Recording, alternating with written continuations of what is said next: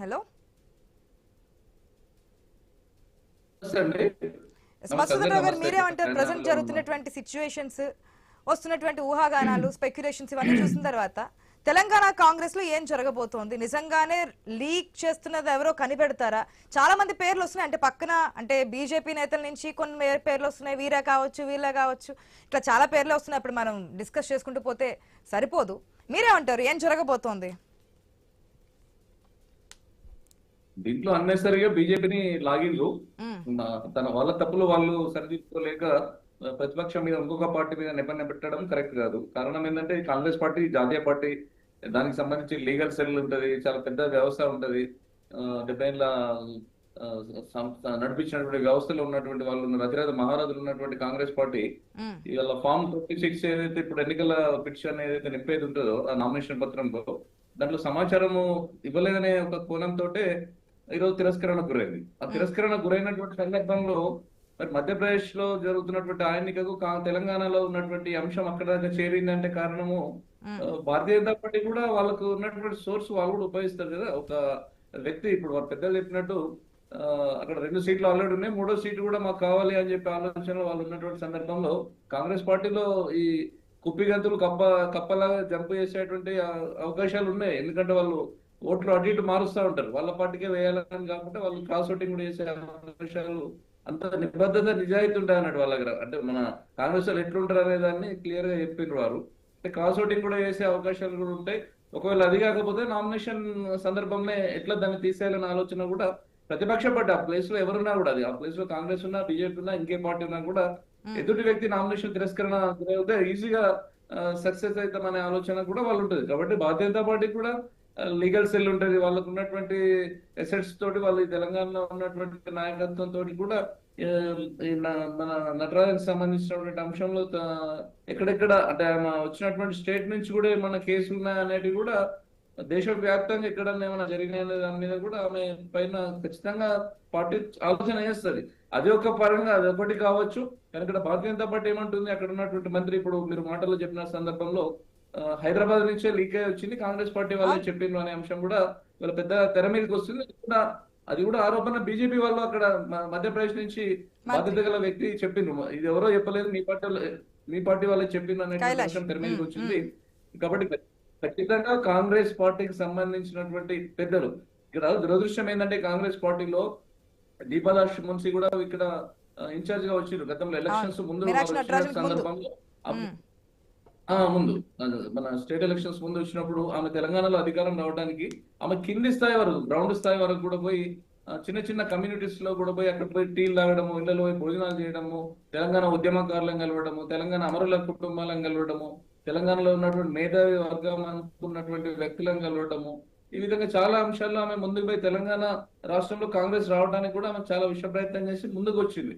చివరికి ఆమెకి ఏమైంది, ఆమె ఏకుమేకే కూర్చుంటది, ముఖ్యమంత్రి అసలు ఇక్కడ స్వేచ్ఛగా వీళ్ళని పనిచేసుకునేటువంటి స్థితిలో లేదు. ఎందుకంటే ఒక సిస్టమ్ లో నడిపిద్దామనే ఆలోచనలో ఆమె ఉన్నదన్నటువంటి సిస్టమ్ లో ఆమె మీద ఒక కారు కొనిచ్చినాము, పైసలు ఇచ్చినామని చెప్పి ఒక ఎలిగేషన్ పెట్టి ఆమెను ఇక్కడి నుంచి పంపించింది.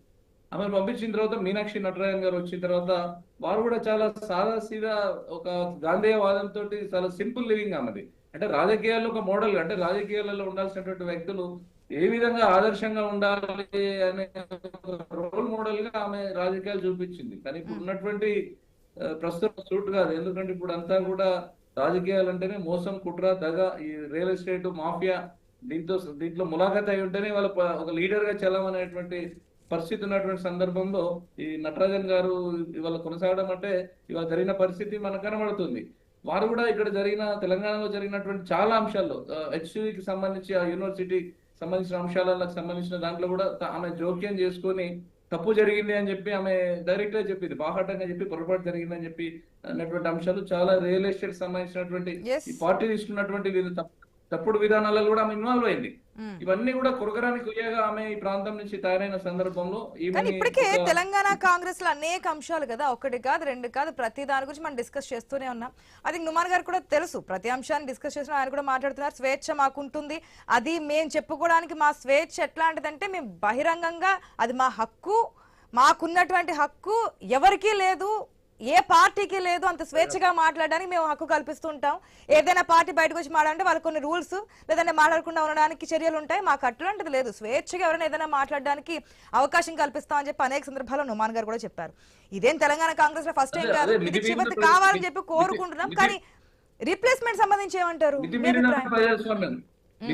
మితిమీరిన ప్రజాస్వామ్యమే ఈ రోజు వాళ్ళ అంతర్గత వ్యవహారాలను బయటపెట్టింది. మితిమీరిన ప్రజాస్వామ్యం. రీప్లేస్మెంట్ సంబంధించి మీరేమంటారు మసూదన్ రావు గారు? నన్ను అంటున్నారు ఖచ్చితంగా. ఇప్పుడు ఈ నలుగురు అభ్యర్థులు, నలుగురు ఎవరైతే మన రాజ్యసభ నుంచి ఉన్నారో దానిలో ఇప్పుడు చెప్పినట్టు అనిల్ కుమార్ యాదవ్ ప్లస్ వేం నరేందర్ రెడ్డి కనబడుతుంది.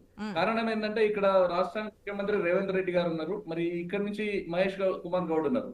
ఈ సందర్భంగా లీక్ అయిన అంశము ఈ నుంచి కాంగ్రెస్ పార్టీ వాళ్ళే వార్తని మధ్యప్రదేశ్ దాకా మోసుకుపోయింది అనేటువంటి ఒక పెద్ద ఆరోపణ, చర్చ కూడా జరుగుతున్నది. అది సెంట్రల్ పార్టీ కూడా, ఏఐసిసి కూడా చాలా సీరియస్ గా ఉన్నది అంశం పట్ల అని చెప్పి కూడా అంటా ఉన్నారు. కాబట్టి ఈ కోణంలో ఇవాళ సార్ అన్నట్టు ఆయనకు కేబినెట్ భర్తీ ఇస్తారు కావచ్చు అనే ఆలోచన ఉండొచ్చు. కానీ నేను ఇంకోటి ఏమనుకుంటున్నాను అంటే రాజ్యసభలో ఉన్నటువంటి దాంట్లో ఒకడే ఒక బీసీ అభ్యర్థి ఉన్నాడు, రాజ్యసభ సభ్యుడు. మరి ఆ బీసీని తొలగిస్తే మళ్ళీ బీసీ మూవ్మెంట్, బీసీ సమాజంలో కూడా పెద్ద ఎత్తున వ్యతిరేకత వచ్చే అవకాశాలు ఉంటాయి. కాబట్టి ఈ మన ముఖ్యమంత్రి దగ్గరైనటువంటి వేం నరేందర్ రెడ్డి తనకు ఆత్మీయుడు, అంతర్గత వ్యక్తి కాబట్టి వేం నరేందర్ రెడ్డిని ఒప్పించి ఒకవేళ ఆయన చేసి ఆయన డ్రాప్ చేసి ఇట్లా అక్కడి నుంచి రీసెంట్ గానే వచ్చినప్పటికి రాజ్యసభ సీట్ రీసెంట్ గా వచ్చినప్పటికీ కూడా ఏదైనా ఒప్పించి మెప్పించి ఏదైనా చేసే ఛాన్సెస్ ఉన్నాయనే ఊహాగానాలు కూడా స్పెక్యులేషన్స్ ఉన్నాయి, కేవలం స్పెక్యులేషన్స్ ఉన్నాయి. రేవంత్ రెడ్డి మీద వచ్చినటువంటి ఈ మరకను ఏదైతే ఉన్నదో కడుక్కోవాలనంటే తన ఇంటి మనిషి ద్వారానే ఇది కడుక్కోవాలన్న ఆలోచన. ఆయన పార్టీలో బలంగా నిలబడాలి, రేపు ఏఐసిసి దగ్గర నేను తప్పు చేయలేదు అని చెప్పి ఆయన శుద్ధిగా కనబడాలనే ఆలోచన ఏమైనా ఉంటే మాత్రం ఆయన స్నేహితుడు అయినట్టు వేం నరేందర్ రెడ్డిని తప్పించి ఇచ్చే అవకాశం ఉంది. ఏది ఏమైనప్పటికీ కూడా ఒక సీటుని అయితే కాంగ్రెస్ పార్టీ ఈ మధ్యప్రదేశ్ నుంచి కోల్పోవడం జరిగింది. అది బాధాకరమైనటువంటి అంశమే ఆ పార్టీకి. ఖచ్చితంగా ఇక్కడ ఇప్పటికే బాహాటంగా ఇప్పుడు షబీర్ అలీ కూడా నిన్ననో మొన్న జరిగిన మీటింగ్ లో కూడా చాలా తీవ్రమైనటువంటి, ఇప్పుడు ప్రజాస్వామ్యం విపరీతంగా అన్నారు కదా, వారు కూడా అంటా ఉన్నారు రాజ్యసభ సీట్లు మిగిలిన అన్ని కూడా చాలా గలీజ్ అంటే గలీజ్ మాటలు, అంటే మనం స్క్రీన్ ముందట మాట్లాడాలని మాటలు కూడా బహిరంగంగా మాట్లాడారు. డబ్బులు ఇవ్వడమే కాకుండా ఇంకో రకంగా కూడా రాజ్యసభ సీట్లు తెచ్చుకుంటుంది కాంగ్రెస్ పార్టీ అధిష్టానం, ఆ విధంగా ఉన్నాయని చెప్పి. అంటే అంతర్గత ప్రజాస్వామ్యం ఎంత వాళ్ళది ఓపెన్ గా ఉంటది అనేది ఒక తార్కాణం ఇది షబీర్ అలీ మాట్లాడినటువంటి మాటలు. ఇంకోటి తెలంగాణలో జరుగుతున్నటువంటి రియల్ ఎస్టేట్ కి రేపు పొద్దున మీనాక్షి వారు కూడా అడ్డం పడతారేమో అనే ఆలోచనలో కూడా కొంత ఈ రియల్ ఎస్టేట్ గ్రూప్ కూడా చాలా అసలు పార్టీలోనే అంతర్గత కలహాలు ఇంత దాకా తీసుకొచ్చా అన్న రూమర్స్ కూడా ఉన్నాయి. అన్నిటికీ క్లారిటీ తీసుకుందాం, ఎందుకంటే కాంగ్రెస్ పార్టీ నుంచి